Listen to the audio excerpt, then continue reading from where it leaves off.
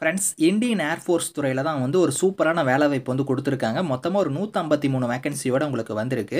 Clerk உட்பட வந்து ஒரு 12 விதமான டைப்ல போஸ்டிங்ஸ் குடுத்துருக்காங்க. ஸோ கல்வி தகுதினா நீங்க குறைந்தபட்சம் 10த் பாஸ் பண்ணதுலேருந்து டிகிரி வரைக்குமே இதுக்கு எலிஜிபிள் தான். ஃப்ரெஷர்ஸ் நீங்க அப்ளை பண்ணிக்கலாம்.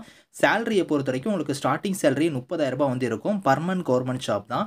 லாஸ்ட் டேட் வந்து பாருங்க 15th ஜூனுக்குள்ளார நீங்க அப்ளை பண்ணிக்கலாம். ஸோ இப்ப இந்த வேலைக்கான நோட்டிஃபிகேஷன், அப்ளிகேஷன் டீட்டெயில்ஸ் நம்ம பார்க்கலாம். ஸோ கைஸ் இதான் வந்து பாருங்கள் உங்களுக்கு அஃபிஷியல் நோட்டிஃபிகேஷன். ஸோ இந்தியன் ஏர்ஃபோர்ஸில் தான் வந்து பாருங்கள் உங்களுக்கு இந்த வேலைவாய்ப்பு வந்து கொடுத்துருக்காங்க. குரூப் சி லெவலில் வந்து உங்களுக்கான போஸ்டிங்ஸ் வந்து உங்களுக்கு வந்திருக்கு.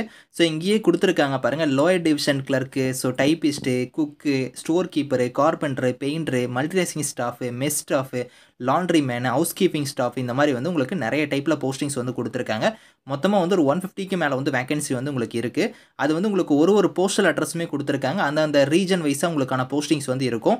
ஸோ இதில் வந்து பாருங்கள் உங்களுக்கு இதில் குவாலிஃபிகேஷன் பொறுத்த வரைக்கும் நீங்கள் வந்து ஸோ இப்போ first category lower division clerk வந்து நீங்கள் அப்ளை பண்ணுறீங்கன்னா 12th வந்து நீங்கள் பாஸ் பண்ணியிருந்தால் இதுக்கு வந்து எலிஜிபிள். டைப்பிங் ஸ்பீடுமே உங்களுக்கு இருக்கணும். 35 வேர்ட்ஸ் பெர் மினிட்ல உங்களுக்கு டைப்பிங் வந்து தெரிஞ்சிருக்கணும். ஸ்பே லெவல் 2 படி உங்களுக்கான சேலரி வந்து இருக்கும். உங்களுக்கு எப்படி பார்த்தாலும் 30,000க்கு மேலே சேலரி வந்து இருக்கும், அலவன்ஸ் எல்லாம் சேர்த்து. அதே மாதிரி வந்து பாருங்கள், ஸ்டோர் கீப்பர் கேட்டகரிக்கு அப்ளை பண்ணுற மாதிரி இருந்தாலும் நீங்கள் 12th முடிச்சிருந்தாலே அப்ளை பண்ணிக்கலாம். 12th மேலே நீங்கள் என்ன படிச்சிருந்தாலும் சரி எலிஜிபிள் தான். டிசைரபிளாக வந்து ஒரு சிலது கொடுத்துருக்காங்க பற்றில எக்ஸ்பீரியன்ஸ், அது வந்து கம்பல்சரி இருக்கணும் அப்படியே அவசியம் கிடையாது. ஸோ எசென்சியல்னு கொடுத்துக்கிறது எது இருக்குதோ அது மட்டும் நீங்கள் வந்து பாருங்கள். டிசைரபிளை வந்து பார்த்தீங்கன்னா உங்களுக்கு முன்னுரிமை வந்து தருவாங்க. கம்பல்சரி இருக்கணும்னு அவசியம் கிடையாது. ஃப்ரெஷர்ஸ் இதுக்கு எலிஜிபிள் தான்.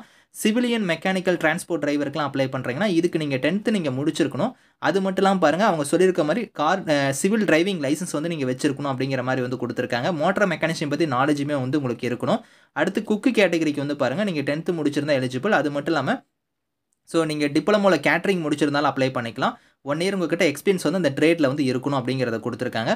பெயிண்டர் கேட்டகரிக்கு வந்து பாருங்கள் 10th நீங்கள் பாஸ் பண்ணியிருந்தால் எலிஜிபிள். அது மட்டும் இல்லாமல் ஐடியில் வந்து நீங்கள் அந்த சர்டிஃபிகேட் வந்து அந்த பெயிண்டர் ட்ரேடுக்கான சர்டிஃபிகேட் வந்து நீங்கள் வச்சிருந்தா எலிஜிபிள் அப்படிங்கிறத கொடுத்துருக்காங்க. கார்பெண்டருக்கும் அதே மாதிரி தான் 10th முடிச்சுட்டு ஐடியில் வந்து நீங்கள் சர்டிஃபிகேட் வச்சிருந்தா அப்ளை பண்ணிக்கலாம்.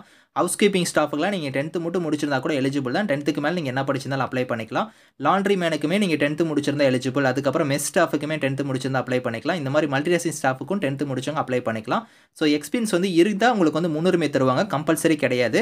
ஸோ இந்த மாதிரி வந்து நீங்கள் 10th முடிச்சவங்க, 12th முடிச்சவங்க, ஸோ டிப்ளமோ டிகிரின்னு எல்லாருமே ஐடி முடிச்சவங்க கூட நீங்கள் வந்து அப்ளை பண்ணுற மாதிரி தான் உங்களுக்கான போஸ்டிங்ஸ் வந்து கொடுத்துருக்காங்க. மொத்தமாக ஒரு 12 டைப்பில் வந்து போஸ்டிங்ஸ் வந்திருக்கு. ஏஜை பொறுத்த வரைக்கும் மினிமம் 18, மேக்ஸிமம் 25 வரைக்கும் நீங்கள் அப்ளை பண்ணிக்கலாம். இது இல்லாமல் எஸ்சி எஸ்டியில் வரீங்கன்னா 5 இயர்ஸ் வரைக்கும் உங்களுக்கு ஏஜ்லேருந்து ரிலாக்ஷன் இருக்குது. ஓபிசியாக இருந்தால் உங்களுக்கு 3 இயர்ஸ் வரைக்கும் இருக்குது. பிடபிள்யூடியாக இருந்தால் உங்களுக்கு 10 இயர்ஸ் வரைக்குமே வந்து ஏஜ்லேருந்து உங்களுக்கு வந்து ரிலாக்ஷன் வந்து இருக்குது அப்படிங்கிறத கொடுத்துருக்காங்க. ஸோ மோட் ஆஃப் செலெக்ஷன் வந்து உங்களுக்கு எப்படி இருக்க போகுதுன்னா, ஸோ இங்கே கொடுத்துருக்காங்க பாருங்கள். ஸோ உங்களோட மார்க்கு, உங்களோட குவாலிஃபிகேஷனோட இது எல்லாமே உங்களோட எலிஜிபிள் எல்லாத்தையும் செக் பண்ணிவிட்டு அதுக்கப்புறம் உங்கள் ரிட்டன் எக்ஸாமுக்கான கால் லெட்டர் வந்து நாங்கள் அனுப்புவோம் அப்படிங்கிற மாதிரி கொடுத்துருக்காங்க. ஸோ அந்த ரிட்டன் எக்ஸாம் வந்து உங்களுக்கு வந்து இருக்கும். அதுக்கான எக்ஸாம் பேட்டர்னுமே வந்து இங்கே கொடுத்துருக்காங்க. சிலபஸ்மே கொடுத்துருக்காங்க. இதை நீங்கள் செக் பண்ணி பார்த்துக்கோங்க. ரிட்டன் எக்ஸாமுக்கு வந்து பாருங்கள் உங்களுக்கு 100% ஆஃப் வெயிட்டேஜ் மார்க் வந்து இருக்கும். ஸோ அதுக்கப்புறம் ஸ்கில்லு ப்ராக்டிக்கல்லாம் இருக்குது பார்த்தீங்களா, அதுக்கு வந்து குவாலிஃபைங் ஒன்லி அப்படிங்கிறது மாதிரி கொடுத்துட்டாங்க. உங்களுக்கு ரிட்டன் எக்ஸாமுக்கு தான் 100% மார்க் வந்து இருக்க போகுது. ஸோ அதையுமே இதில் சொல்லியிருக்காங்க. அதை நீங்கள் கிளியர் பண்ணாலே போதும். ஸோ லாஸ்ட் டேட் வந்து பார்த்தீங்கன்னா இந்த நோட்டிஃபிகேஷன் ரிலீஸ் ஆன டேட்லேருந்து 30 நாள் டைம் கொடுத்துருக்காங்க. ஸோ அப்படி பார்த்தீங்கன்னா உங்களுக்கு இந்த எம்ப்ளாய்மெண்ட் நியூஸ் வந்து என்னைக்கு வந்திருக்கு அப்படிங்கிற டேட் வந்து மேலே கொடுத்துருக்காங்க பாருங்கள். 17th மே அன்னைக்கு தான் வந்து ரிலீஸ் ஆயிருக்கு. உங்களுக்கு அப்படி பார்த்தீங்கன்னா அடுத்த மாதம் உங்களுக்கு 15th ஜூன் வரைக்கும் உங்களுக்கு டைம் இருக்குது. ஸோ அதுக்குள்ளார நீங்கள் வந்து இதுக்கு அப்ளை பண்ணிக்கலாம். இதில் அப்ளை பண்ணுறது எப்படிங்கிறத வந்து பாருங்கள், இங்கே கொடுத்துருக்காங்க. அப்ளிகேஷன் ஃபார்ம் வந்து இருக்குது. இந்த ஃபார்மேட்டை கரெக்டாக நீங்கள் வந்து ரெடி பண்ணிக்கோங்க. ஸோ இதில் க்ராப் பண்ணி இதை நீங்கள் கரெக்டாக ரெடி பண்ணிக்கோங்க. இதில் கொடுத்துருக்கிற மாதிரி டீட்டெயில்ஸ் எல்லாம் நீங்கள் ஃபில் பண்ணிவிட்டு உங்களோட சப்போர்ட்டிவ் டாக்குமெண்ட்ஸ், சர்டிஃபிகேட்ஸ் எல்லாத்தையும் நீங்கள் அதில் இணைக்கணும்.